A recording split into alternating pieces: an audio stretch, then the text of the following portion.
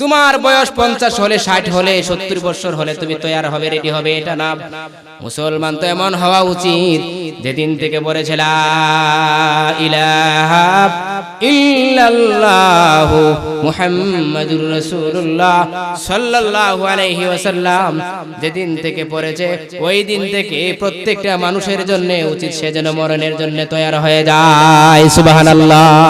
বিলাল হাবশী আজরাইলকে ডেকে বলে মালাকুল মাউত আজরাইল তুমি শোনো, তুমি আমার কাছে আসছো, আমাকে সালাম দিয়েছো, আমাকে বলেছো আল্লাহ রাব্বুল আলামিন আমাকে সালাম দিয়েছেন এবং আমাকে ভালোবাসেন মহব্বত করেন। আজরাইল তুমি বলেছো এই ভালোবাসার দোহাই দিয়া এই মহব্বতের দোহাই দিয়ে তোমার কাছে যদি আমি 1 সেকেন্ডের জন্য সময় চাই তুমি আমাকে সময় দিবে না। ও আজরাইল তুমি শোনো, তুমি আমাকে চিনো নাই, আমি তো সেই বিলাল হাবশী যাকে উত্তপ্ত গরম বালুর উপরে কাফেররা শুয়াইয়া আমার বুকের উপরে যে সময় পাথর চাপা দিয়ে রেখেছিল, আমার শ্বাস প্রশ্বাস যাচ্ছে আর বাহির হচ্ছে আর ঢুকতেছে, ওই সময়ও আমি আমার আল্লাহকে ভুলি নাই, আমি আমার নবীকে ভুলি নাই। চিরতরে বন্ধ হবে তোমারই নিঃশ্বাস, হবে এলান তোমারই নাম মসজিদের মাইকে, হবে এলান তোমারই নাম মসজিদের মাইকে। বাড়িওয়ালা নাহি রে বাড়ি নাই রে দুনিয়াতে, বাড়িওয়ালা নাহি রে বাড়ি নাই রে দুনিয়াতে। ঠিক কিনা বলেন? চোখের পলকে তোমার আমার এই দেহ শেষ হয়ে যেতে পারে। তুমি আমি মানুষ, আমার নাম আব্দুর রহমান, আব্দুল্লাহ, মিজান, এই সে কত নাম আমাদের আছে। কতক্ষণ থাকবে নামটা? যতক্ষণ তোমার আমার দেহের ভিতরে রূহ থাকবে। কি থাকবে ভাই? রূহ থাকবে, ততক্ষণ তোমার আমার নাম থাকবে। এরপরে কিন্তু তুমি আমি লাশে পরিণত হয়ে যাব। কিসে পরিণত হয়ে যাব? লাশ। রূহ চলে যাবে তো তুমি আমি লাশ। লাশ মানে হচ্ছে লা শাইউন, উল্লেখযোগ্য তুমি কোনো বস্তুই না, উল্লেখযোগ্য কোনো বস্তুই না, তুমি আমি লাশে পরিণত হয়ে যাবে।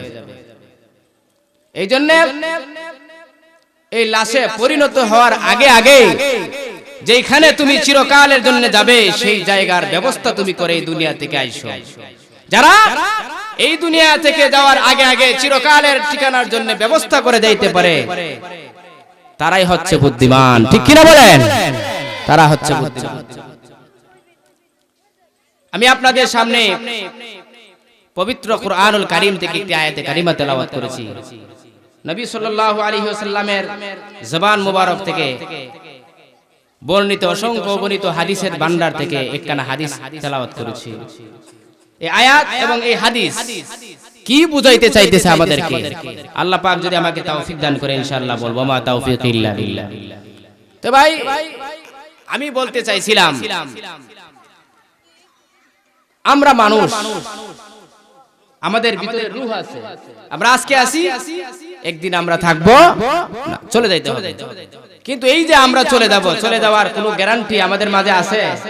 বলেন এখানে হাত উঠান যারা যারা আছে যে আমি ইনশাআল্লাহ আরো অন্ততপক্ষে 40 বছর বাঁচবো, এরকম গ্যারান্টি কার আছে বলেন? আছে?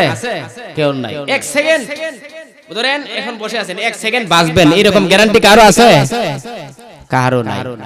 এরপরেও কিন্তু আমরা দুনিয়া নিয়ে ব্যস্ত আছি। ঠিক কিনা? দুনিয়া নিয়ে ব্যস্ত আছি। আমার একটা বাড়ি আছে, আরেকটা বাড়ি করার চিন্তা আছে। আমার একটা গাড়ি আছে, আরেকটা গাড়ি করার চিন্তা আছে। হ্যাঁ, আর সারা দিন খালি ব্যস্ত, দুনিয়া দুনিয়া, খালি দুনিয়া নিয়ে। ছেলেরে কি দিব, মেয়েরে কি দিব, হ্যাঁ স্ত্রীরে কি দিব, আত্মীয় স্বজনকে কি দিব, এই নিয়ে শুধু ব্যস্ত আছি। অথচ যে জিনিস নিয়ে চিন্তা করার দরকার তোমার আমার 24 ঘন্টা, এই জিনিস নিয়ে আমরা ব্যস্ত না। এই জিনিস নিয়ে আমরা ব্যস্ত না। এটার প্রমাণ হচ্ছে এই সমস্ত দিনী পরিবেশ, দিনী আলোচনার পরিবেশ। যদি আমাদের দিলে রাসূলের মহব্বত আর ভালোবাসা থাকতো, আল্লাহ পাকের মহব্বত আর ভালোবাসা থাকতো, তাহলে প্রত্যেকটা দিনী পরিবেশের ভিতরে আমাদের দাঁড়িয়ে থাকার জায়গা থাকার কথা না। ঠিক কিনা বলেন? দাঁড়াই বড় জায়গা পাওয়ার কথা না। আজকে মুসলমান, নামের মুসলমান, আমরা শুধু মুসলমান দাবি করি, কামের বেলায় শূন্য নাই। আর গান বাজনা হইলে তার উপায় নাই, কিয়ামতের বিভীষিকা চলবে এখানে। কিয়ামতের বিভীষিকা চলবে মানুষ, আরে বাপ রে বাপ, ভাঙ্গে পড়বে মানুষ। আমি এক জায়গায় গিয়েছিলাম আলোচনা করার জন্য, অনেক দিন আগে, বহুত পুরানা। তো বর্তমানে এই গানটা ভাইরাল হয়ে গেছে। এইরকমই পরিবেশ।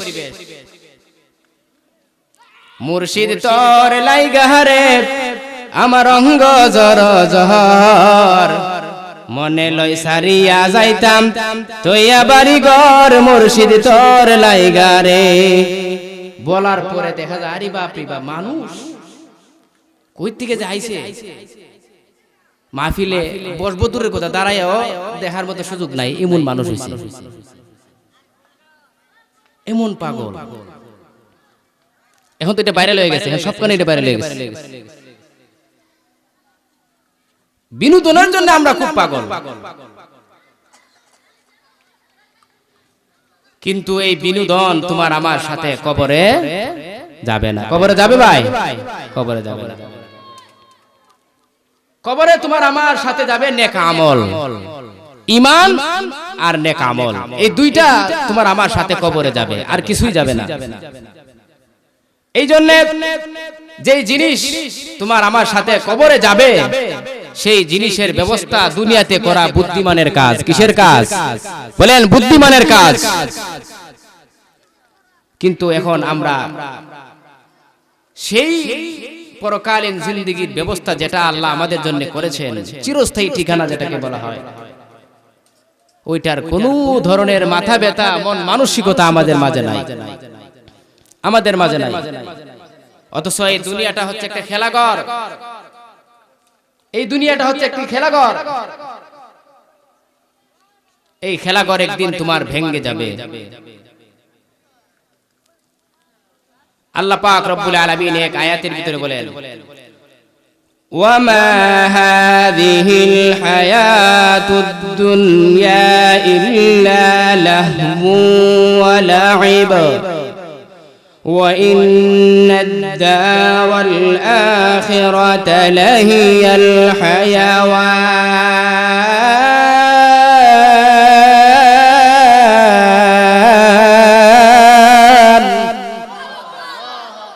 লাউ কানু ইয়ালামুন।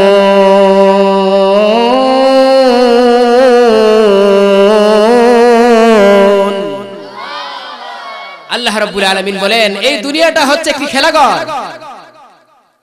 মাঠে যেমন মানুষ খেলতে যায়, যায় না? অল্প কিছুক্ষণ সময় খেলে, খেলার পরে খেলা যখন শেষ হয়ে যায়, বলেন এই মাঠে আর কেউ থাকে? সবাই যার যার বাড়ি ঘরে ফিরে যায়। আল্লাহ রাব্বুল আলামিন বলেন, এই দুনিয়াটা হচ্ছে একটি খেলাঘর। এই খেলা তোমার একদিন শেষ হয়ে যাবে, ভেঙে যাবে। যেদিন ভেঙে যাবে, যার যার ঘরে কিন্তু একা একাই যাইতে হবে, ঠিক কিনা বলেন? এই জন্য এই ঘরে যাওয়ার আগে আগে তোমাকে ব্যবস্থা করতে হবে, ব্যবস্থা করেই তোমাকে যাইতে হবে। কেউ যদি সারাদিন খালি খেলে মাঠের মধ্যে, খেলা শেষে সে বাড়িতে যাবে, এরকম একটা বাড়ি নাই। ভালো একটা জায়গায় রাত্রি যাপন করবে, ঘুমাইবে, এরকম একটা জায়গা নাই। ভালো একটা ব্যবস্থা নাই। সে কোথায় যাবে, কি করবে? যদি এইরকম হালত থাকে, অবস্থা থাকে, বলেন সে খেলার পরেও তার মনে আনন্দ আসতে পারে? আনন্দ আসতে পারে? পারে না। কারণ তার উপযুক্ত ব্যবস্থা নাই, থাকার জন্য উপযুক্ত ব্যবস্থা নাই, যার কারণে তার মনে কোনো আনন্দ নাই। ঠিক তদ্রূপভাবে আল্লাহ রাব্বুল আলামিন বলেন, দুনিয়ার মানুষ শোনো, তোমাকেও আমি বলছি, তুমি শোনো, তুমি যখন এই দুনিয়াতে আছো, এই দুনিয়াটা তোমার জন্য একটা খেলাঘর। এই খেলা যখন তোমার ভেঙে যাবে, তখন কিন্তু তোমাকে এই ভারী ঘর রাইখা তোমার চিরস্থায়ী ঠিকানার দিকে তোমাকে আসতে হবে।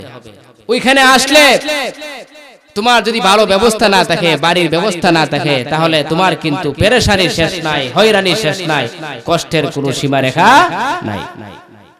এই জন্য এই বাড়িতে, এই ঘরে আসার আগে আগে তুমি কিন্তু তোমার জিন্দেগীর সব কিছু জোগাড় করে এরপরে কবরের দিকে রওনা দিও। আল্লাহ পাক আমাদেরকে তৌফিক দান করুন, বলেন আমিন। তো ভাই, এই যে আমরা দুনিয়াতে আসলাম, আমাদের যে দেহটা আল্লাহ তাআলা আমাদেরকে দান করছেন, এই দেহটা হচ্ছে একটা মোবাইলের মতো। কিসের মতো বলেন? মোবাইলের মতো দেহটা।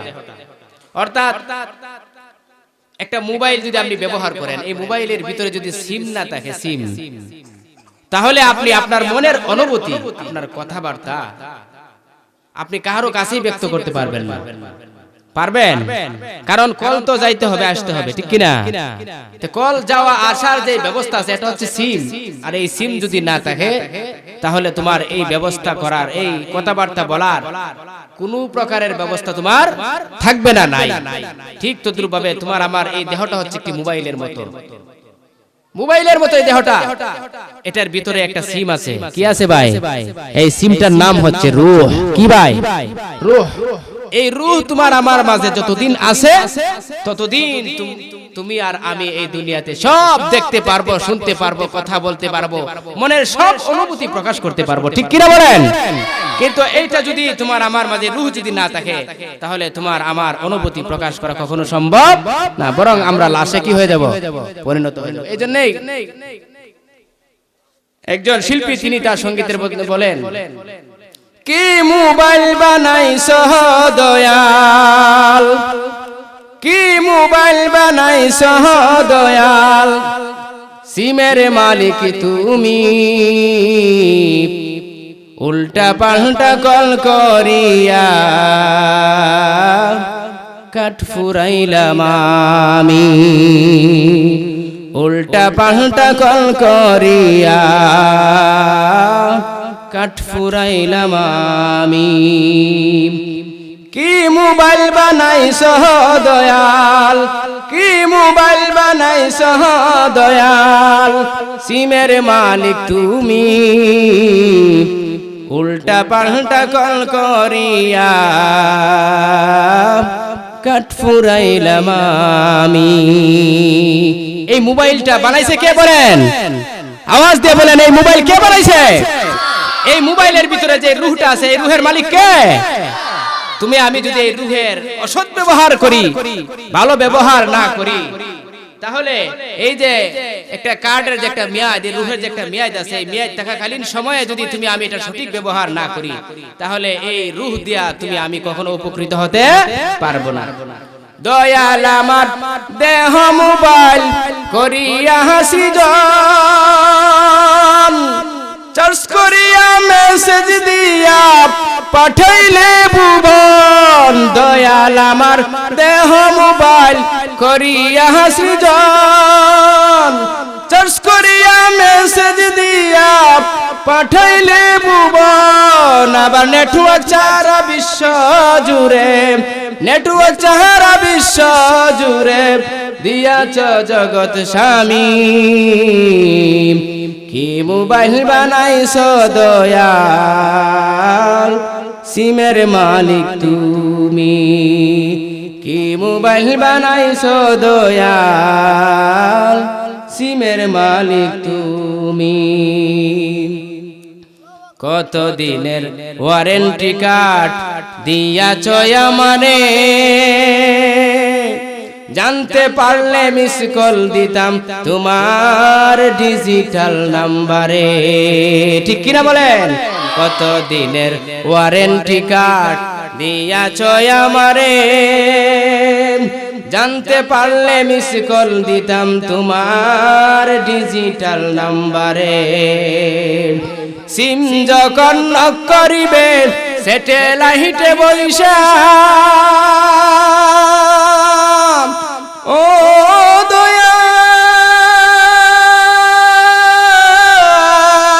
দয়াল, দয়াল আমার, সিম যখন নক করিবে স্যাটেলাইটে বইসা, দিন বাহারের বিচ্ছেদ গান গাইবে না ফারুকি আইসা, তোমরা সময় থাকতে ব্যালেন্স দেখো, তোমরা সময় থাকতে ব্যালেন্স দেখো, এই মোবাইলেতে আছে নি, কি মোবাইল বানাইছ দয়াল, সিমের মালিক তুমি, কি মোবাইল বানাইছ দয়াল, সিমের মালিক তুমি, উল্টা পাল্টা কল করিয়া কাঠ ফুরাইলাম আমি, ঠিক কিনা বলেন? এই যে সিম, এই যে মোবাইল আল্লাহ পাক বানাইছেন, উল্টা পাল্টা চলাফেরা করে, ইসলামের বিধি বিধানের উল্টা পাল্টা চলাফেরা করে আমরা আমাদের জীবনকে কিন্তু শেষ করে দিচ্ছি। যে কোনো সময় তোমার আমার সিম কার্ড কিন্তু উপর থেকে আল্লাহ নক করে দিতে পারে, ঠিক কিনা বলেন? এই জন্য আল্লাহ রাব্বুল আলামিন ডেকে বলেন, পৃথিবীর মানুষ শোনো, এই দুনিয়ার জমিন তোমার জন্য আপন না। এই দুনিয়ার জমিনে কেউ চিরকাল থাকতে পারবে না। কেউ যদি ইচ্ছে করে যে দুনিয়ার জমিনে আমি চিরকাল থাকবো, ইচ্ছে করলে কেউ দুনিয়াতে চিরকাল থাকতে পারবে না। আমার আল্লাহ বলেন, নির্দিষ্ট একটি সময় দিয়া তোমাকে আমি আল্লাহ রাব্বুল আলামিন দুনিয়াতে পাঠিয়েছি বান্দা, তুমি শোনো। এই নির্দিষ্ট সময় যখন তোমার ফুরিয়ে যাবে, নির্দিষ্ট সময় যখন তোমার শেষ হয়ে যাবে, ওই সময় আমি আল্লাহ রাব্বুল আলামিন আমার তৈরি নূরের ফেরেশতা মালাকুল মউত আজরাইলকে পাঠাইয়া দিয়া তোমার দুনিয়ার জীবনকে শেষ করে পরকালের বাসিন্দা আমি আল্লাহ বানায়া দিব। সুবহানাল্লাহ, জিকির করেন লা ইলাহা ইল্লাল্লাহ, লা ইলাহা ইল্লাল্লাহ, ইল্লাল্লাহ, লা ইলাহা, ও লা ইলাহা, লা ইলাহা ইল্লাল্লাহু মুহাম্মাদুর রাসূলুল্লাহ সাল্লাল্লাহু আলাইহি ওয়াসাল্লাম। হযরত মূসা আলাইহিস সালাতু ওয়াসালাম, এই নবীর নাম শুনছি তো আমরা, বলেন নাম শুনছি কিনা? আপনাদের কষ্ট হইতেছে, খারাপ লাগতেছে? একটু আওয়াজ দিয়েন।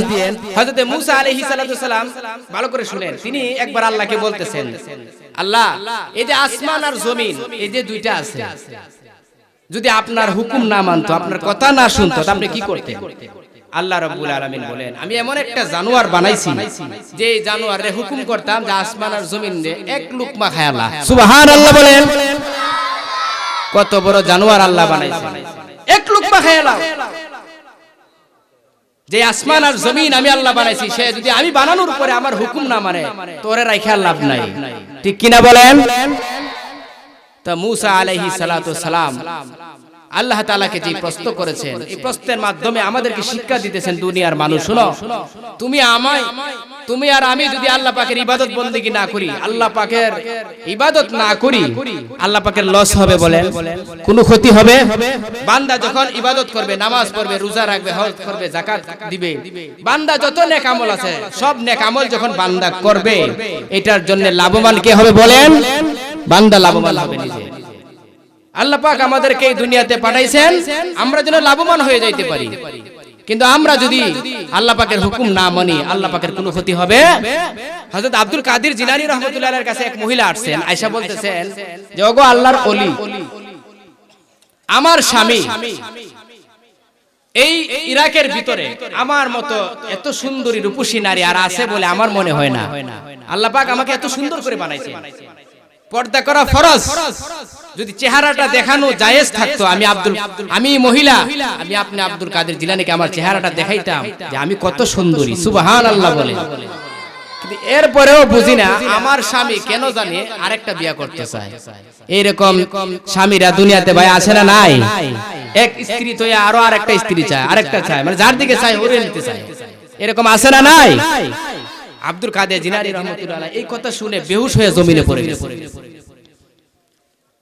সবাই তো আশ্চর্য, মহিলা তো বেহুশ হওয়ার মতো কোনো কথা কইছে না, অভিযোগ করছে, বলছে যে আমার স্বামী আমাকে রাইখে আরেকটা বিয়ে করতে চায়। এই কথা শোনার পরে তিনি বেহুশ হয়ে যাবেন কেন? হুশ যখন ফিরে আসছে, আব্দুল কাদের জিলানী রাহমাতুল্লাহ আলাইহিকে জিজ্ঞাসা করছেন যে আপনি বেহুশ হয়ে গেলেন কেন? তখন তিনি বলতেছেন, শোনো, পৃথিবীতে একটা মানুষ, একজন মহিলা তার স্বামী আরেকটা বিয়ে করুক, এটাই মেনে নিতে পারে না। একজন স্ত্রী তার স্বামী আরেকটা বিয়ে করুক, এটা কোনো স্ত্রী কখনো মেনে নিতে পারে না। কিন্তু বান্দা 24 ঘন্টা আল্লাহ পাকের হুকুম লঙ্ঘন করতেছে, 24টা ঘন্টা নাফরমানি করতেছে, গুনাহ করে, এরপরেও কিন্তু আমার আল্লাহ কাউকে পাকড়াও করে না, ধরে না। সুবহানাল্লাহ বলেন। আল্লাহ তাআলা আমাদেরকে কি পরিমাণ মায়া মহব্বত করেন, ভালোবাসেন ভাই।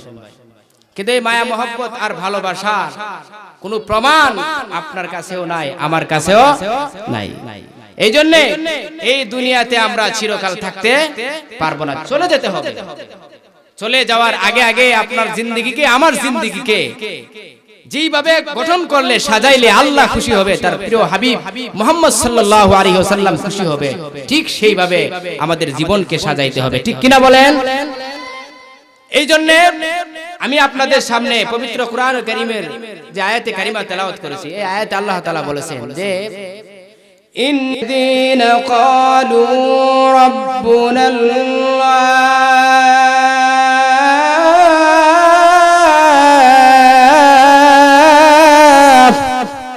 আল্লাহ রাব্বুল আলামিন বলেছেন যে দুনিয়ার মানুষ শুনো, নিশ্চয় যারা ঈমান এনেছে এবং আল্লাহ তাআলাকে রব হিসাবে স্বীকার করেছে,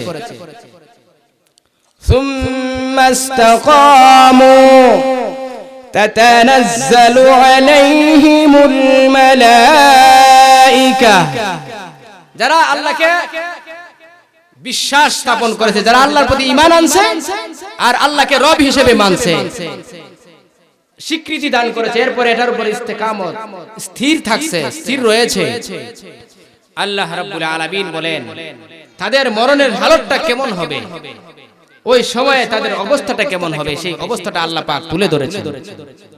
ভাই, সাকরাতের সময়, মরণের সময় খুব সহজ ভাবে মনে হয় একজনের রূহ বের হয়, খুব সহজ ভাবে হয় না খুব কঠিন ভাবে হয়?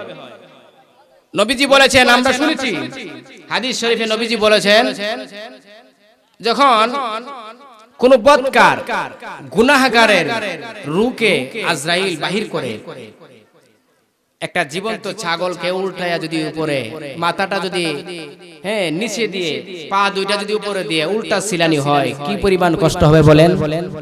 আল্লাহর নবী বলেন এর চাইতে 1000 গুণ বেশি কষ্ট হবে একটা বদকার বেনামাজি গুনাহগারের রূহটাকে টাইন্না হেসরায় বাহির করতে। সুবহানাল্লাহ। মৃত্যুকে আমরা খুব সহজ মনে করি ভাই, আমরা খুব সহজ মনে করি অনেকে আমরা বলি যে মরলেই শেষ। না, মরার পরের জিন্দেগি কিন্তু খুব কঠিন, খুব কঠিন জিন্দেগি। হযরত বিলাল রাদিয়াল্লাহু তাআলা আনহু, তিনি ইন্তেকালের সময় যখন হয়েছে, তার বিবি কাঁদতেছেন। বিবি বলেন যে আপনি চলে যাবেন, এই জন্য আমি কাঁদতেছি। বিলাল রাদিয়াল্লাহু তাআলা বলেন, বিবি তুমি কাঁদো কেন, কান্দার কি কারণ আছে? স্ত্রী বলেন, আপনি যে এখানে যাইতেছেন জায়গাটা কিন্তু খুব সহজ না, বেশি একটা ভালো জায়গা না, আলমে বারজাখ খুব কঠিন একটি জায়গা, এখানে সাথী নাই, বাতি নাই, বন্ধু বান্ধব নাই, কেউ নাই, অন্ধকার কবর, এখানে কিভাবে থাকবেন এই ভয়ে আমি কাঁদতেছি। মুসলমান তো এমন হওয়া উচিত, এমন হওয়া উচিত। বিলাল রাদিয়াল্লাহু তাআলা তিনি বলেন, বিবি তুমি কাঁদো কেন?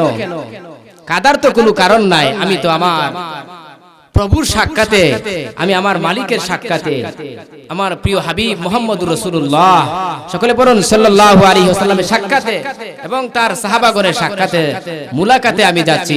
এর চাইতে তো খুশি আমার কাছে আর কিছু হতে পারে না। বলেন সুবহানাল্লাহ। এটা মুমিনের হওয়া উচিত। আজরাইল আলাইহিস সালাতু সালাম যখন বিলাল হাবশির কাছে আসছেন রূহ নেওয়ার জন্য, আয়েশা বলতেছেন, যাও বিলাল হাবশি, আল্লাহ তাআলা বলেছেন যেন আমি তোমাকে সালাম জানাই, যে আল্লাহ পাক রব্বুল আলামিন তোমাকে সালাম দিয়েছেন। সুবহানাল্লাহ। সালাম জানাইছেন আমার আল্লাহ তাআলা, যাকে সালাম জানাইছেন, যাকে ভালোবাসেন, মহব্বত করেন। আমি বিলাল হাবশি বলছি, আমি আজরাইল বলতেছি, আমি আজরাইলও তাকে ভালোবাসি। সুবহানাল্লাহ। বলেন তো বুইশর পাতার হাটির মানুষ বলেন, আপনাদের কাছে আজরাইল আয়েশা সালাম দিবে সালাম? আয়েশা কইবো যে আমার পক্ষ থেকে তোমার কাছে সালাম দিলাম, আর আসো তোমারে আমি কুলে কইরা নিয়ে যাই, এই কথা বলবে? বলবে যদি তোমার নেক আমল থাকে, ঈমান সাচ্চা আর আমল যদি থাকে ভালো, অবশ্যই তোমাকে সালাম জানাইবে। সুবহানাল্লাহ। এটা আল্লাহ পাক রব্বুল আলামিন পবিত্র কোরআনের কারিমে বলছেন, সালামুন কওলাম মির রাব্বির রহিম।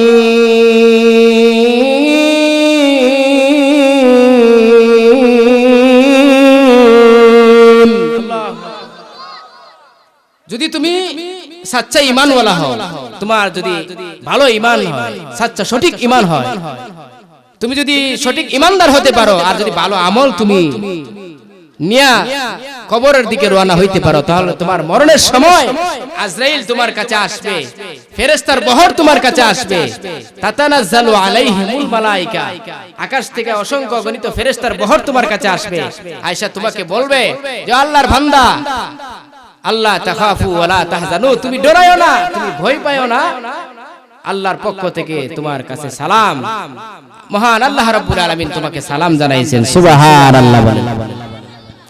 এরকম সাচ্চা ঈমান নিয়া ভালো আমল নিয়া কবরে যদি যাইতে পারে তাহলে, আর যদি বদকার হন তাহলে তো উপায় নাই। মালাকুল মউত আজরাইল বিলাল হাবশির কাছে আসলেন। বিলাল হাবশিকে এসে প্রথমে তিনি সালাম দিলেন, আসসালামু আলাইকুম ইয়া বিলাল। সালাম দেওয়ার পরে বিলাল হাবশিকে ডেকে ডেকে আজরাইল বলতেছেন, বিলাল হাবশি শোনো, আমি সালাম দিয়েছি শুধু তা না, মহান আল্লাহ রাব্বুল আলামিন বলেছেন, ও আজরাইল, এই পৃথিবীর জমিনের বাসিন্দাদের মধ্য থেকে বিলাল হাবশিকে আমি অত্যন্ত মহব্বত করি, ভালোবাসি। আজরাইল বিলালের কাছে যাইবা, যাইয়া সর্বপ্রথম বিলালকে তুমি সালাম জানাইবা। সালাম জানাইয়া বিলাল হাবশিকে বলবে, বিলাল হাবশি শুনো, মহান রব্বুল আলামিন বলেছেন যে আমি যেন মহান আল্লাহ তাআলার পক্ষ থেকে প্রেরিত সালাম, মহান আল্লাহ তাআলা তুমি বিলাল হাবশিকে সালাম জানিয়েছেন, ওই সালামটা যেন আমি তোমার কাছে আল্লাহর পক্ষ থেকে পৌঁছায়া দেই। সুবহানাল্লাহ। বিলাল হাবশিকে আজরাইল ডেকে বলে, বিলাল হাবশি শোনো, এই আল্লাহ পাক তোমাকে ভালোবাসে, মহব্বত করে, আল্লাহ তাআলার ভালোবাসার দোহাই দিয়ে, আল্লাহ পাকের মহব্বতের দোহাই দিয়ে, এ বিলাল হাবশি, তুমি যদি এক সেকেন্ডের সময় চাও, তোমাকে সময় দেওয়া হবে না। বিলাল হাবশি, আমি তোমাকে নিয়ে যাওয়ার জন্য আসছি, তুমি রেডি হয়ে যাও। সুবহানাল্লাহ। বিলাল হাবশি বলেন, দুনিয়ার মানুষ শোনো, প্রত্যেকটা মানুষের জন্য দুনিয়ার জীবন একদিন শেষ হয়ে যাবে, ঠিক কিনা বলেন? দুনিয়ার জীবন তোমার শেষ হয়ে যাবে, কোন দিন কার জীবন শেষ হয়ে যাবে কাহারও জানা নাই।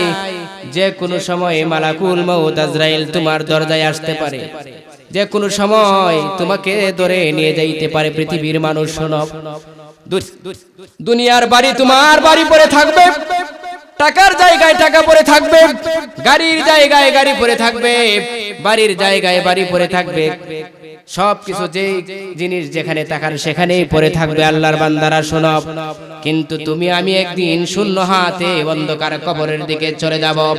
এই জন্য বিলাল হাবশি বলেন, প্রত্যেকটা মানুষ এমন হওয়া উচিত। ও দুনিয়ার মানুষ শোনো, আজরাইল আসার আগে আগে তুমি রেডি হবে, তৈয়ার হবে। তোমার বয়স 50 হলে, 60 হলে, 70 বছর হলে তুমি তৈয়ার হবে, রেডি হবে, এটা না।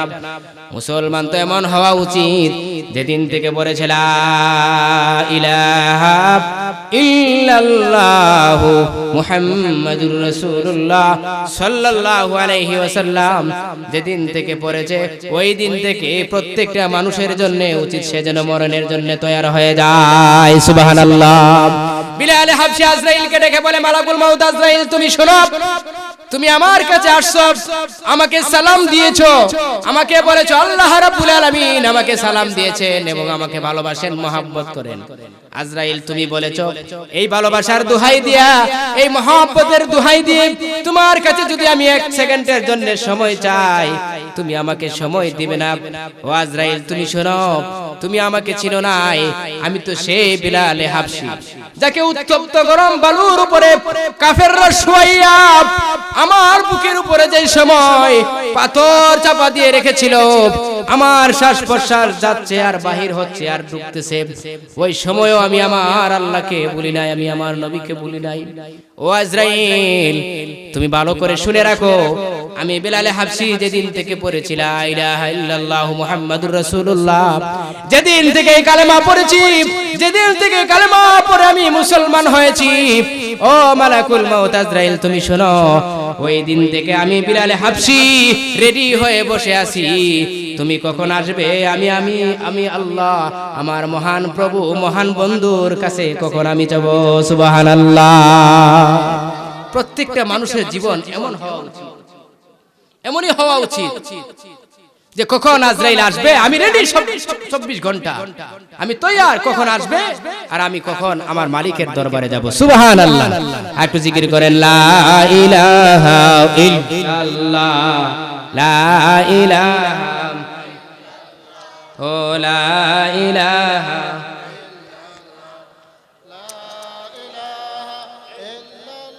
ভাই জিকির করলে কষ্ট হয়, জিকির করলে কষ্ট হয় বলেন? জিকিরে লাভ আছে না নাই? নবীজি বলেছেন যে জিকির করবে দিলে মনে প্রাণে একিনের সহিত মৃত্যুর সময় কালামা পড়তে পড়তে তার মরণ হবে সুবহানাল্লাহ। যে ব্যক্তি জিকির করে করে তার জিহ্বাকে তাজা রাখবে ইন্তেকালের পরে বিনা হিসাবে হাসতে হাসতে আল্লাহর তৈরি জান্নাতে যাবে সুবহানাল্লাহ। জিকির পড়লে ভালো লাগে না খারাপ লাগে বলেন? মুমিন যারা ঈমানওয়ালা, যারা আল্লাহ পাককে মহব্বত করে ভালোবাসে, রাসূলের মহব্বত যাদের দিলে আছে, তারা জিকির করলে তাদের ভালো লাগে, ঠিক কিনা বলেন? এখন তো জিকিরও আমরা বানাইছি ডিজিটাল। জিকির যদি আবার তালে তালে মারি তে তো মনে করে না উপায় নাই। ও মারাইতু ও মিহি বইলা কেমনে কেলা লোকাইয়া আসবাই বলে তুমি মুর্শিদ আইলাই নাও মাশাআল্লাহ আল্লাহ আল্লাহ আল্লাহ। জুস কি রে ভাই, জুসের শেষ নাই, ঠিক কিনা বলে? আরে মুসলমান কই যাইবে, জুসের শেষ নাই। এক জায়গায় গেছিলাম, শুনতেছি একজনে কইতেছে একটি গান আছে এই নিতুয়া পাতারে, আচ্ছা যাক, যেভাবে একটা গান আছে এরকম একটা ডিজিটাল গান আছে, এটার উল্টায়া মানে বানাইছে, শব্দগুলি খালি পরিবর্তন করছে, কইরাই মনে করেন শুরু করে দিছে দয়াল মুর্শিদ রে তুমি মুর্শিদ আমারে ধর মুর্শিদ আমার কেহ নাই মাশাআল্লাহ। সুতারাও কি আল্লাহ জানে, হেরা কয় আল্লাহ। দয়াল মুর্শিদ রে তুমি মুর্শিদ আমারে ধর মুর্শিদ আমার কেহ নাই, তুমি ধর মুর্শিদ আমার কেহ নাই, ধর মুর্শিদ আমার কেহ নাই। তুমি ছাড়া এ জীবন কিসের মতো যেমন দিল মন পুরে হলো চাই, তুমি ছাড়াই আমার উপায় নাই ও মুর্শিদ রে তুমি ছাড়াই আমার উপায় নাই মাশাআল্লাহ আল্লাহ আল্লাহ। এই হলো অবস্থা ভাই। এই বিনোদনের মাধ্যমে যদি দেওয়া হয় উপায় নাই না, বৈশা জিকির করতে করতে করে হারিয়ে জায়গা হারিয়ে জিকির শুরু করে দিচ্ছে, কি তাল আর কি ইশক ভিতরে উঠছে, সুতরাও নাচে যে কয় হেও নাচে, ঠিক কিনা বলেন? অথচ কিন্তু জিকির কি এইভাবে করে মানুষ বলেন? এই যে বললাম দয়ালো মুর্শিদ রে তুমি মুর্শিদ আমারে ধর মুর্শিদ আমার কেহ নাই, এই সমস্ত কথাবার্তা বলে জিকিরের নামে চালায়া দিয়া মানুষকে কুফরি শিক্ষা দিতেছে, ঠিক কিনা বলেন? কুফরি শিক্ষা দিতেছে। এজন্য বুঝে শুনে যিনি ওয়াজ করবেন তিনিও যেন বুঝে শুনে করেন, আর যারা শ্রোতা আছেন তারাও যেন বুঝে শুনে ওয়াজ শুনেন। আবার অভাব নাই, 99 নামের মাঝে এক নাম তোমার রঙ্গিলা, আরে রূপ দেখাইয়াও বিলকি দিয়া জগৎ পাগল করিলা, 99 মাশাআল্লাহ আল্লাহ। আরে দেখি সারা জীবন 99 নাম যে পড়ছি এর মধ্যে একটা নামও নাই রঙ্গিলা, আর সুতারাও নাচে যে কয় হেও নাচে হেরাও মাশাআল্লাহ আল্লাহ আল্লাহ। কি এশকের বাপরি বাবা, এশকের জুস উঠেছে শরীরের মধ্যে। আর আল্লাহ তাআলা বলেন আলা বিযিকরিল্লাহি তাতমাইন্নুল কুলুব।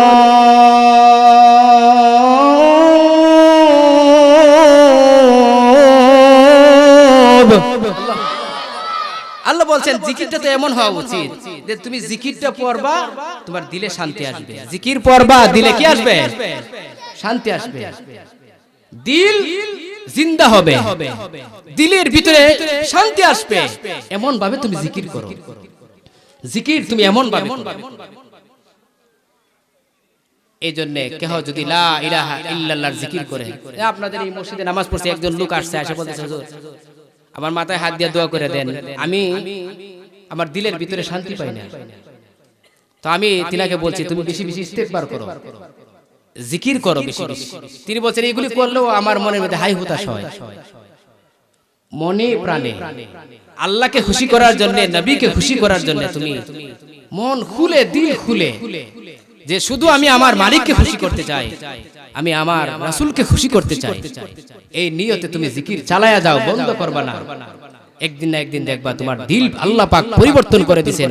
এই দিলের ভিতরে কালেমার পাওয়ার, ঈমানি মজা আল্লাহ ঢুকাইয়া দিবেন। সুবহানাল্লাহ।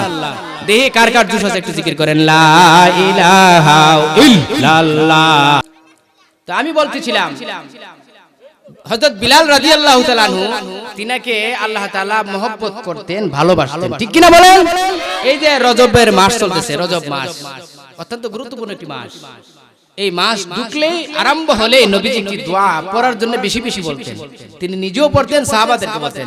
এই দোয়াটা আমাদের সকলে জানা আছে, বলেন আল্লাহুম্মা বারিক লানা ফি রজব ওয়া শাবান ওয়া বাল্লিগনা রমাদান। আল্লাহ তাআলার কাছে বেশি বেশি দোয়া করো, কারণ রমজান মাস সমস্ত মাসের সরদার। সুবহানাল্লাহ। এই রমজান মাসে একটি রাত্র আছে লাইলাতুল কদর নামে, 83 বছর 4 মাস ইবাদত বندگی করলে যেই সওয়াব আল্লাহ তাআলা এই এক রাতের ইবাদতের মাধ্যমে, সেই সওয়াব আল্লাহ সেই বান্দা বান্দির আমলনামায় উঠায়া দেয়। সুবহানাল্লাহ। আমরা খুব চালাক মানুষ, হাসরের মাঠেও আল্লাহ তাআলার সাথে চালাকি চালাই। এক ব্যক্তিকে আল্লাহ তাআলা বলবে তুমি তো 80 বছর দুনিয়াতে বাঁচছিলা, 80 বছর তুমি গুনাহ করছো, অতএব তুমি জাহান্নামে যাও। সে দাঁড়ায় কবে না আমি জাহান্নামে যেতাম না। আল্লাহ বলবেন কেন? বলে আমি জানি 80 বছর গুনাহ করছি, কিন্তু এর মধ্যে আমার খুব ভালো করে মনে আছে রমজান মাসে লাইলাতুল কদর একটা রাত্রি পাইছিলাম, সারা রাত মসজিদের ভিতরে ছিলাম আর তোমারে বাড়া করে ডাকছি। আমি মসজিদ থেকে ফজর নামাজ না পড়ে বাইরে ছিলাম। আমরা হুজুরদের কাছ থেকে শুনছি, হাদিসে শুনেছি, এক রাত্র সঠিকভাবে যদি কেউ ইবাদত করে 83 বছর 4 মাসের সওয়াব আমলনামার নেকি সওয়াব আল্লাহ তার আমলনামায় উঠায় দেয়। সুবহানাল্লাহ। তো এই হিসাবে আমি সংখ্যা দিয়ে যুগ করে দেখছি, আমি বাঁচছি দুনিয়াতে 80 বছর। 83 বছর যদি হয় 3 বছর 4 মাসের বদলা তোমার কাছে এখনো পাও না। 80 দিয়ে 80 মাইনাস কাটটা দিলাম, 3 বছর 4 মাসের বদলা আমারে দাও, এরপরে জাহান্নামে দাও। সুবহানাল্লাহ কইতেন না? আল্লাহ রাব্বুল আলামিন তো মনে করেন উসিলা তালাশ করবে। আল্লাহ রাব্বুল আলামিন বান্দা তুই যে যুক্তি দিছ আমি খুশি হয়ে গেলাম, আমি তোকে বলে দিলাম যা আমার তৈরি জান্নাতে ঢুকে যা। সুবহানাল্লাহ বলেন। আল্লাহ পাক উসিলা তালাশ করবে। এই জন্য আল্লাহ রাব্বুল আলামিন বলেন পৃথিবীর মানুষ শোনো, তুমি যদি সচ্চা ঈমানওয়ালা হও, তোমার যদি ভালো ঈমান থাকে, দামি ঈমান, কোন কিছুর বিনিময়ে তোমার ঈমান তুমি বিক্রি করো না। সচ্চা ঈমানওয়ালা যদি তুমি হও, ঈমানের পাশাপাশি যদি তোমার নেক আমল থাকে, তুমি শোনো আজরাইল আলাইহিস সালাতু ওয়াস সালাম বিলাল হাবশির কাছে আয়েশা যে এরকম ভাবে বিলাল হাবশিকে সালাম জানিয়েছিলেন এবং বলেছিলেন আল্লাহর পক্ষ থেকে তোমার কাছে বিলাল সালাম আল্লাহ পাঠিয়েছেন। সুবহানাল্লাহ বলেন। আল্লাহ রাব্বুল আলামিন বলেন পৃথিবীর মানুষ শোনো, এমন ঈমান যদি তোমার হয়, এমন আমল যদি তোমার হয়, তোমার মরণের সময় যদি তোমার ডাইনে বামে সামনে পিছনে কেউ নাও থাকে, ওই সময় আমি আল্লাহ রাব্বুল আলামিন ফেরেশতার বহর পাঠাইয়া আমার পক্ষ থেকে তোমাকে সালাম জানাইয়া আজরাইলকে বলে দেব, আজরাইল সেই বান্দা বান্দিকে আমি ভালোবাসি, তাকে তুমি আমার পক্ষ থেকে সালাম জানাইবা। সুবহানাল্লাহ। এই জন্য এই রজব মাসের 27 তারিখে আল্লাহ রাব্বুল আলামিন তার প্রিয় হাবিব মুহাম্মদ আরবি সাল্লাল্লাহু আলাইহি ওয়াসাল্লামকে উর্দু ভ্রমণে নিয়ে তিনি যখন জান্নাত পরিদর্শনের জন্য নবীকে জান্নাতে ঢুকাইছেন, আমার নবী তার কানের ভিতরে একটা টুকটুক গুনগুন গুনগুন একটা শব্দ আসতেছে। নবী আমার ডেকে বলে, জিবরিল এই আওয়াজটা কার শোনা যায়? আমার আগে আগে যাচ্ছে, যেমন পায়ের একটা আওয়াজ শোনা যাচ্ছে থেকে। জিবরিল আলাইহিস সালাতু ওয়াস সালাম ডেকে বলে, ইয়া রাসূলুল্লাহ, ইয়া হাবিবাল্লাহ, তিনি আর কেউ না, তিনি হচ্ছেন আপনার প্রিয় সাহাবী হযরতে বিলাল হাবশী রাদিয়াল্লাহু তাআলা আনহু। আল্লাহর নবী অবাক হয়ে গেলেন, বললেন জিবরিল রে, আমার বিলাল হাবশী তো এখনো মরে নাই, সে তো দুনিয়াতে এখনো জিন্দা, দুনিয়াতে আমার বিলাল হাবশী এখনো জিন্দা। যেই বিলাল হাবশী এখনো মরে নাই, সেই বিলাল হাবশী মৃত্যু ছাড়া কেমন করে জান্নাতে তার পায়ের আওয়াজ শোনা যায়? সুবহানাল্লাহ। নবীজি মেরাজ থেকে ফিরে আসলেন, আয়েশা বিলাল হাবশীকে জিজ্ঞাসা করলেন, বিলাল হাবশী এমন কি আমল করো যে আমলের কারণে দুনিয়াতে তুমি জীবিত দুনিয়ায় আছো আর জান্নাতের ভিতরে তোমার পায়ের কদমের আওয়াজ শোনা যায়? বিলাল হাবশী বলেন, ইয়া রাসূলুল্লাহ, ইয়া হাবিবাল্লাহ, আমার বেশি কোনো আমল নাই, কিন্তু আমার যখন ওযু ভেঙে যায়, ওযু যখন আমার ছুটে যায়, ওযু ছুটে যাইতে দেরি হয়, ভাঙতে দেরি হয়, ওগো আল্লাহর নবী, আমি ওযু করতে দেরি করি না। সুবহানাল্লাহ। ও ইয়া রাসূলুল্লাহ, ইয়া হাবিবাল্লাহ, ওযু করার সাথে সাথে আমি 2 রাকাত তাহিয়াতুল ওযুর নামাজ আমি পড়ি। আল্লাহর নবী বলেন, বিলাল হাবশী আর বলতে হবে না, আমি জানি কোন আমলের বিনিময়ে তুমি বিলাল দুনিয়াতে আসো, তোমার পায়ের কদমের আওয়াজ জান্নাতের ভিতরে শোনা যায়। সুবহানাল্লাহ। এই জন্য এমন জীবন তুমি করো হে গঠন, মরিলে হাসিবে তুমি, কাঁদিবে ভুবন। এমন জীবন তুমি করিও না গঠন, মরিলে কাঁদিবে তুমি, হাসিবে ভুবন। এই জীবন নিয়ে তুমি কবরের দিকে রওনা হয় না। কবর কিন্তু ভালো জায়গা না। আমি আপনাদের সামনে যে হাদিস শরীফ তেলাওয়াত করেছি, ওখানের ভিতরে মহান আল্লাহ রাব্বুল আলামিন তার প্রিয় হাবিব মুহাম্মদ আরবি সাল্লাল্লাহু আলাইহি ওয়াসাল্লামের জবান মুবারকের যে হাদিস, এই হাদিসের ভিতরে বলেছেন, খাতুনে জান্নাত ফাতেমা রাদিয়াল্লাহু তাআলা আনহা, আমরা সকলে চিনি তো ফাতেমা রাদিয়াল্লাহু তাআলা আনহাকে চিনি নি? নবীজির কলিজার টুকরা মেয়ে ফাতেমা, তার যখন মারজে মাউত হলো, ইন্তেকালের সময় হলো, কিতাবের মধ্যে আসছেন তিনি তার প্রিয় স্বামী হযরত আলী রাদিয়াল্লাহু তাআলা আনহুকে ডেকে বলেন, এ আমার প্রাণের স্বামী হযরত আলী, শোনো, আমি যখন দুনিয়া থেকে বিদায় হয়ে যাব, বেশি মানুষকে খবর দিয়ে আমার জানাজার কাজ আপনি করবেন না, অল্প কিছু সংখ্যক মানুষকে উপস্থিত করে আমার জানাজার কাজ শেষ করবেন। হে আমার প্রাণের স্বামী, শুনেন, আমি যখন ইন্তেকাল করব, আমাকে যদি আমি দিনের বেলায় মারা যাই, আমাকে রাত্রি বেলায় দাফন করবেন। প্রাণের স্বামী, আমার কবর খননের জন্য বেশি লোককে খবর দিবেন না, অল্প কিছু সংখ্যক মানুষকে খবর দিয়ে সংবাদ দিয়ে আমার কবরের খননের কাজ শেষ করবেন। কিতাবের মধ্যে আসছেন হযরতে খাতুনে জান্নাত ফাতেমা যখন ইন্তেকাল হয়ে গেল, হযরত আবু যর গফারি রাদিয়াল্লাহু তাআলা আনহু তিনি তার কবর খনন করার কাজে তিনি কবরস্থানে চলে গেলেন। কবর খনন করতেছেন তিনি। কবর খনন করার কাজ যখন তিনি শেষ করে ফেলেছেন, আবু যর গফারি রাদিয়াল্লাহু তাআলা আনহু কবরের দিকে তাকায়া দেখে এমন অন্ধকার কবর, চতুর্দিক দিয়া মাটি আর মাটি, কোনো সাথী নাই, বাতি নাই, বন্ধু বান্ধব নাই। আবু যর গফারির মনে ভয় এসে গেল, ভয় এসে গেল। আবু যর গফারি তিনি কান্না শুরু করে দিলেন। কাঁদতে কাঁদতে তিনি কবরকে ডেকে বলতেছেন, এ কবরের মাটি, তুমি জানো তোমার ভিতরে কাকে দাফন করব? সাইয়্যিদাতু নিসাই আহলিল জান্নাহ, বেহেশতের ভিতরে সমস্ত নারীদের সরদারিনী হবেন যিনি, খাতুনে জান্নাত ফাতেমাকে তোমার ভিতরে রাখবো। সাবধান সাবধান, কবরের মাটি বেয়াদবি করবে না।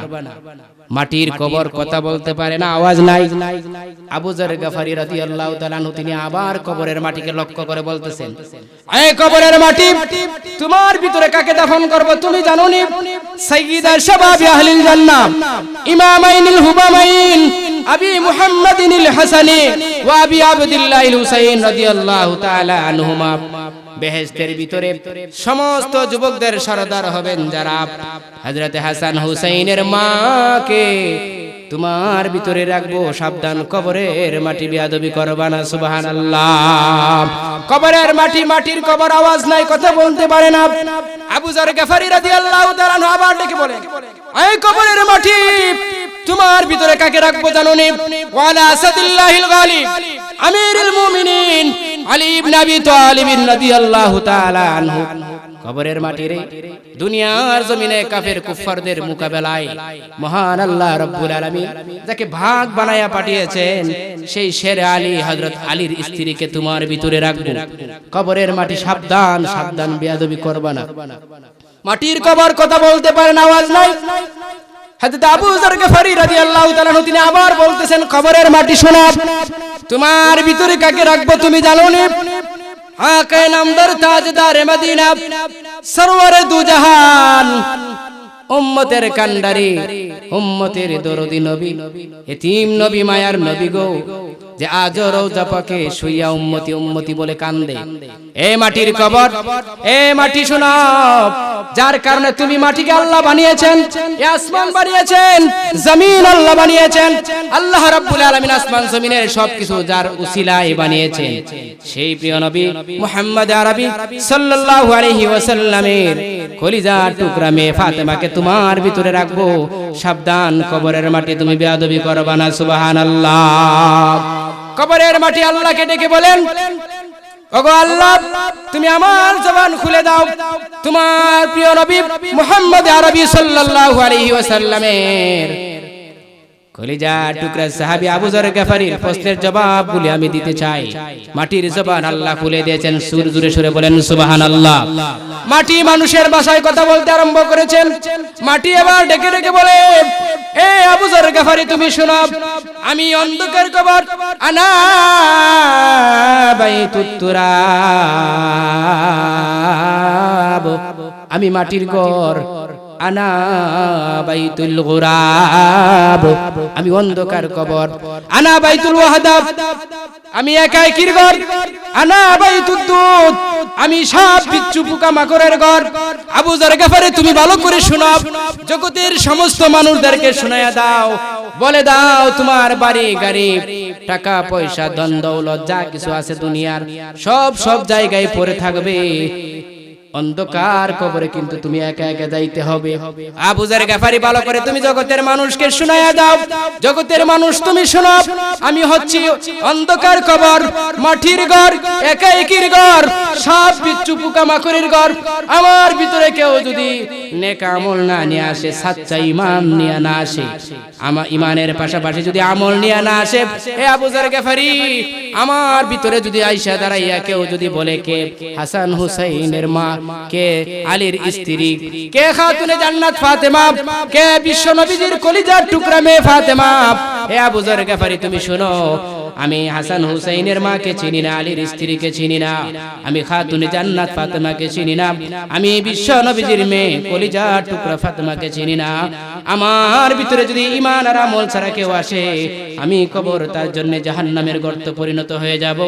আর আমার ভিতরে যদি কেউ যদি ঈমান আর নেক আমল নিয়ে আসে, আমার ভিতরে আসতে দেরি হবে, আমি কবর তার জন্য জান্নাতের বাগানে পরিণত হতে দেরি করব না। সুবহানাল্লাহ। এই জন্য নবীজি বলেন, ফাইদা দুফিনাল আব্দুল মুমিন ক্বালা লাহুল কবর মারহাবা ওয়া আহলা। নবীজি ডেকে বলেন, কোন ঈমানওয়ালা, সচ্চা ঈমানওয়ালা, আমলওয়ালা মুমিন বান্দাকে যখন কবরের ভিতরে দাফন করা হয়, কবর তাকে তার বাসায় ডেকে ডেকে বলে, মারহাবা ওয়া আহলা, আল্লাহর বান্দা তোমাকে ওয়েলকাম, স্বাগতম, তোমার জন্য মুবারকবাদ হোক, তোমার জন্য স্বাগতম। আমা ইন কুনতা লা হিব্বু মান ইয়ামশি আলা যহরি ইলাইয়া ফাইদা ওয়ালিয়াতুকাল ইয়াউম ওয়াসিরতু ইলা ফাসাতারা সানি'i বিকা ফায়াশফাউ লাহু মুদ্দা বাসারিহি ইফতাহু লাহু বাবুন ইলাল জান্নাহ। নবীজি বলেন, ও দুনিয়ার মানুষ, সাবধান হয়ে যাও, সাবধান হয়ে যাও, ঈমান না নিয়া, পাক্কা ঈমান না নিয়া, নেক আমল না নিয়া অন্ধকার কবরে পা বাড়ায়ও না। তুমি যদি পাক্কা ঈমান নিয়া নেক আমল নিয়া কবরে আসতে পারো, কবরে আসার রাখার সাথে সাথে কবর তোমাকে স্বাগতম মুবারকবাদ জানাইবে। কবর ডেকে ডেকে বলবে, আল্লাহর বান্দা, দুনিয়ার জমিনে যে সমস্ত মানুষেরা চলাফেরা করত, তাদের মধ্য থেকে তুমি আমার কাছে খুব মহব্বত মহব্বতের ছিলে, আমার ভালোবাসার ছিলে। আমার মাঝে যখন তোমাকে রাখা হবে, আমার মাঝে তখন তোমাকে মাদফন করা হবে, রেখে যাইতে দেরি হবে। তুমি দেখবে তাকায়া তাকায়া আমি কবর তোমার সাথে কি ব্যবহার করি। নবীজি বলেন তার দৃষ্টির সীমানা যতটুকু পরিমাণ যায়, লাহুল কবরুল মারহাবা ওয়ালা আহলা আমা ইন কুনতা লা আবগাদ মান ইয়ামশি আলা যহরি ইলাইয়া ফাইদা ওয়ালিয়াতুকাল ইয়াউম ওয়াসিরতু ইলা ফাসাতারা সানিঈ বিকা ফায়ালতামু আলাইহি হাত্তা ইয়ালতাকিয়া আলাইহি। নবীজি ডেকে ডেকে বলেন যদি কোনো গুনাহগার বান্দাকে, ফাসিক ফুজ্জারকে, কাফেরকে কবরস্থ করা হয়, মাদফুন করা হয়, খবর ডেকে ডেকে বলে দুনিয়ার জমিনে যারা চলাফেরা করত তাদের মধ্য থেকে সবচেয়ে নিকৃষ্ট ছিলে তুমি আমার কাছে। তুমি যখন আমার ভিতরে আসলে, আমার বিষয়ে আসার পরে তুমি দেখতে পাবে আজকে তোমার সাথে আমি কি পরিমাণ ব্যবহার করি, কি খারাপ ব্যবহার করি তুমি দেখতে পাবে। নবীজি বলেন বিআসাবিহু তাখতালিফু ইজলাউহু। নবীজি বলেন এইভাবে আঙ্গুলটা ঢুকাইয়া দেয়, এইভাবে বলেন একটা হাতের আঙ্গুল আরেকটি হাতের আঙ্গুলের ভিতরে যেইভাবে এইভাবে প্রবেশ করে। নবীজি আমার ডেকে ডেকে বলে ওই কবরের মাটি, এক পার্শ্বের মাটি আরেক পার্শ্বে আইসা তাকে এমন ভাবে ছাপ দিবে তার এই পাজরের হাড্ডিগুলি ভেঙে চূর্ণ বিচূর্ণ হয়ে অপর হাজরের বাড্ডি চূর্ণ বিচূর্ণ হয়ে তার এক পাজরের হাড্ডি অপর পাজরের ভিতরে ঢুকে যাবে, অপর পাজরের হাড্ডি তার অপর পাজরের ভিতরে ঢুকে যাবে, ছিন্ন ভিন্ন হয়ে যাবে। শুধু কি তাই না, নবীজি আমার বলেন ويقيد 70 تنينا لو أن واحدا منها نفخ في الأرض فينهتونه ويخدشونه حتى يفضي به إلى الحساب। নবীজি বলেন শুধু তাই নয়, মাটি তাকে চাপা দিয়া শেষ করে দেবে বলে না, জগতের মানুষ শোনো, কবর কিন্তু ভালো জায়গা না। তুমি যত বাহাদুরি করো না কেন, দুনিয়াতে যত তাকাব্বুরি তুমি করো না কেন, তুমি শোনো এই দুনিয়ার জমিনে ফেরাউন আসছিল, নমরুদ আসছিল, তাদের মতো সাহসী তুমি কিন্তু না, তাদের মতো ধন সম্পদওয়ালা কিন্তু তুমি না। এই দুনিয়ার জমিনে বড় বড় বাদশারাও ছিল, বাদশা সুলাইমান ছিল, বুখতেনাসর ছিল। এই দুনিয়ার জমিনে আমি আল্লাহ রাব্বুল আলামিন অনেক বড় বড় বাদশাকে, টাকাওয়ালাকে, পয়সাওয়ালাকে পাঠিয়েছি। এই ভাই কিছুদিন আগের ঘটনা, অস্ট্রেলিয়ার নাগরিক, ইউটিউবে চার্জ দিলে পাইবেন, নাম তার আলী বানাত, কোটি কোটি টাকার মালিক। সেই আলী বানাত তার জীবনীতে লেখা হয়েছে 23 বছরের যুবক, টকবগে যুবক, তার হাতের এক একটা গড়ি, তার হাতের এক একটা গড়ি এমন, তার হাতের এক একটা গড়ি এমন ছিল যে 1 লক্ষ টাকা, 1 লক্ষ টাকা দামের গড়ি, এক একটা গাড়ি 5 কোটি টাকা দামের। শান শৌকতের কোনো কিছুর অভাব ছিল না, কিন্তু সে চা খাইতে যাইয়া তার জিহ্বা পুড়ে গেছিল। জিহ্বা পুড়ে যাওয়ার কারণে সে ডাক্তারের শরণাপন্ন হয়েছে, চিকিৎসা করছে, ভালো হয় না। এরপরে ডাক্তাররা তার পুরো বডি চেকআপ করছে, চেকআপ করে দেখে তার বডিতে ক্যান্সার হয়ে গেছে, ক্যান্সার। ডাক্তার বলতেছে তুমি আর বেশি দিন বাঁচবে না, সর্বোচ্চ হলে 3 থেকে 4 মাস বাঁচবে। ওই ব্যক্তি অবাক হয়ে গেল, মাত্র 23 বছরের যুবক, এত কোটি কোটি টাকার মালিক, শান শৌকতের মালিক, আমার সারা দেহে ক্যান্সার হয়ে গেছে। ডাক্তার বলছে সর্বোচ্চ 3-4 মাস বাঁচবে, এর বেশি তুমি বাঁচতে পারবে না। কোটি কোটি টাকার মালিক, কিন্তু ক্যান্সার হওয়ার কারণে দুনিয়া থেকে তোমাকে চলে যাইতে হবে, 3-4 মাসের বেশি তুমি বাঁচতে পারবে না। এই রকম বলেন ক্যান্সার হোক আর না হোক, এই দুনিয়াতে আপনি আমি চিরকাল থাকতে পারবো কেউ বলেন? চলে যাইতে হবে কি হবে না? যাওয়ার আগে আগে ঈমান নিয়া, নেক আমল নিয়া যাওয়ার দরকার আছে না নাই?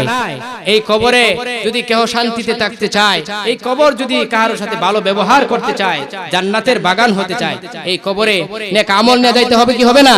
নাকি এই কবরে গিয়ে বলতে পারবেন যে আমার লাঠির জোর ছিল বেশি, শক্তির জোর ছিল, টাকা পয়সা বাড়ি গাড়ি সবকিছু ছিল, বলতে পারবেন যে আমাকে তুমি ধরতে পারবে না, মারতে পারবে না, এই কথা বলতে পারবেন? একদিন চলে যাব আমরা সবাই, থাকবো না আমরা কেহ, শুধু মাটির নিচেই পড়ে রবে দেহ। ঠিক কিনা বলেন? একদিন চলে যাব আমরা সবাই, থাকবো না আমরা কেহ, শুধু মাটির নিচেই পড়ে রবে দেহ। যতই হরতাল মিছিল মিটিং করো, তুমি যতই করো প্রতিবাদ, একদিন তোমাকে নিতে হবে মৃত্যুর স্বাদ। ঠিক কিনা বলেন?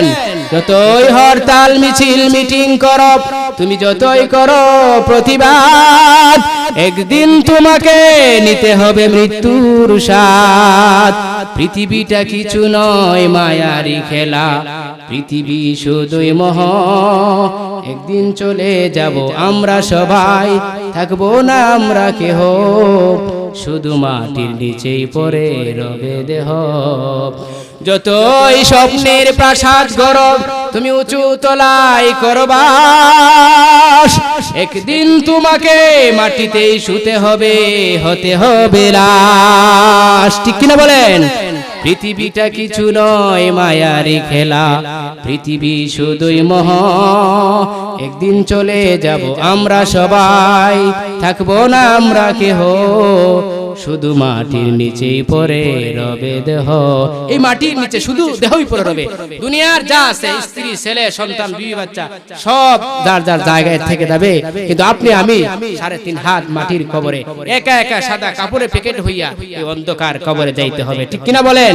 যাওয়ার আগে আগে আমাদেরকে সবকিছুর সামানা নিয়ে যাওয়ার দরকার আছে না নাই? দুনিয়াতে আমরা অনেকে আছি, শেষ কথা ভাই শেষ করে দেব, আমরা অনেকেই বলি মরার আগে আগে যে ছেলের জন্য কিছু করতে পারলাম না, স্ত্রীর জন্য কিছু রাইখা যাইতে পারলাম না। আরে ভাই, এই নসিহত তো আপনি পরে করবেন, আগে ওসিয়াত করেন। আপনি আগে চিন্তা করে দেখেন, আপনি তো কবরের জগতে যাচ্ছেন, আপনি কি নিয়ে যাইতেছেন? আপনি কি নিয়ে রওনা দিলেন? সেখানে তো আপনার কেউ সঙ্গী সাথী হবে না। কেউ হবে? আল্লাহর নবী বলছেন, আল্লাহ তাআলা পবিত্র কুরআনুল কারীমে বলছেন, ইয়াউমা লা ইয়ানফাউ মালু ওয়ালা বানুন।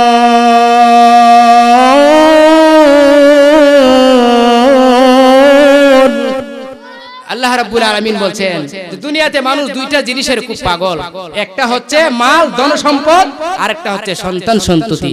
হ্যাঁ, এই দুইটা জিনিসের মানুষ বেশি পাগল। এইজন্য আল্লাহ নবী বলছেন যে আল্লাহ তাআলা তোমাদেরকে সতর্ক করে দিচ্ছেন, দুনিয়ার মানুষ শোনো, এই মাল এই ধন সম্পদ তোমার সঙ্গে কবরে যাবে না, কোনো কিছুই তোমার কোনো উপকার করতে হবে না। সেই দিনের কথা স্মরণ করো, যেই দিন কোনো কিছুই তোমার কোনো উপকার করতে পারবে না। এইজন্য আসুন, যেই দিন কোনো কিছুই আপনার আমার উপকার করতে পারবে না, হ্যাঁ, আপনার উপকারে আসবে না, সেই দিন যেই জিনিস আপনার আমার উপকারে আসবে সেটা হচ্ছে পাক্কা ঈমান, সাচ্চা ঈমান আর হচ্ছে নেক আমল। সেই সাচ্চা ঈমান আর নেক আমল করে অন্ধকার কবরে আল্লাহ রাব্বুল আলামিন আমাদেরকে যাওয়ার তৌফিক দান করুন। সকলে বলুন আমিন।